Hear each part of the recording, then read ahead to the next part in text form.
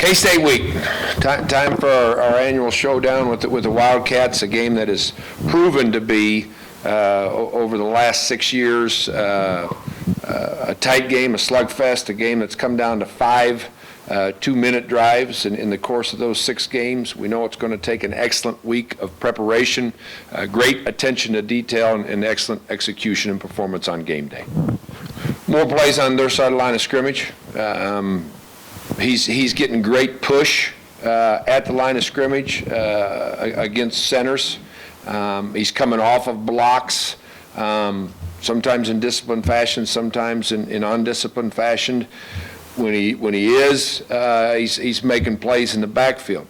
When you make undisciplined plays like that, it's always okay. When you're not, you got to get back to doing things that are right. He's starting to make, because of his talent and his ability, which does make it okay. If you're going to come off that and go make the play and you have the ability to do it, go do it. And he's doing that here later in the season to answer your question.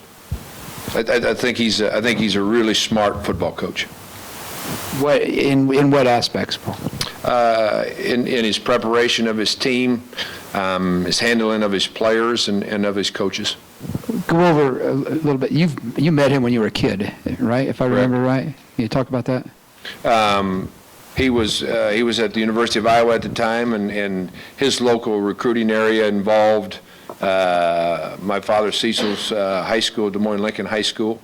And got to meet him through the recruiting process, and I think we went out to the Best Western in Ankeny, and Kevin Spitzig was playing, I think, at that time still, went out and saw the team and so forth. Yeah, we got an opportunity to finish with 4 conference wins. Be the first time that the Iowa State football program has seen 4 conference wins since 2005.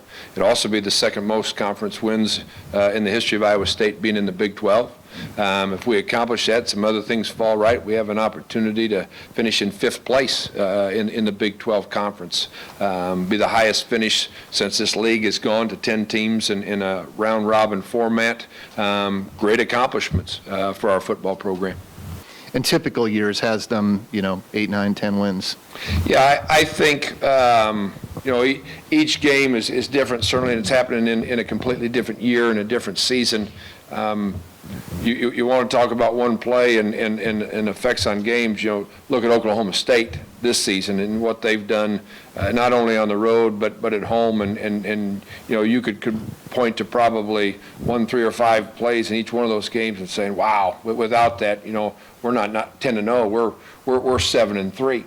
And I think that would probably be historically accurate with Kansas State, not just in this series, but in many games. Clutch players, probably. Lockett has you can point to the catch Lockett made on our sideline. That was a huge play.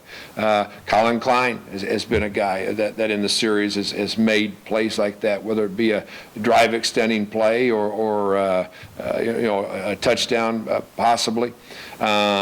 Jake Waters, the same in some of those plays. I think it's just clutch players making big plays that Alan Lazard's capable of making, plays that I believe Joel Lanning's capable of making, or Damon Tucker is capable of making. We got to get those guys making those plays at the right time in this game in Manhattan. We're going to get him ready to play. We're going to put him in all preparation, all practice, not going to ask him to do things to prove on Wednesday or Thursday that he's 100%, because he's not going to be. We're going to get him to the game and warm him up and have him prepared, and how much we'll play we'll see come Saturday. And then other injury stuff. Burton, where's he sitting in Oni? Was he out with an injury last week? Or? Yeah, Oni's got some back issues that we've treated tremendously well. He's responded to some treatment he got later on in the week. He and Burton will both practice today, and expect them all week and expect them for Saturday.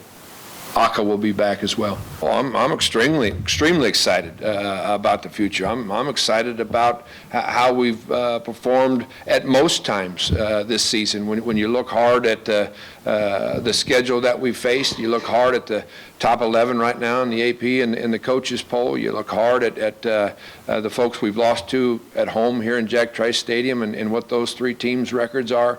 You look hard at having 8 starters on defense right now in a first-year scheme that are underclassmen coming back, that your arguably top 3 playmakers are sophomore, and freshman on the offensive side of the ball, and every spot you look in the skill category, they're players. You look at a Patrick Scoggins coming back off an injury, redshirt, and the return of Jake Campos, who will finally probably be at Big 12 strength and FBS strength, and Daniel Burton coming back for his senior campaign, and J.P. Filbert, second year in the program. I'm extremely excited about the future. I love the culture of our football team right now and everything they're giving as we go into Week 11, Game 11.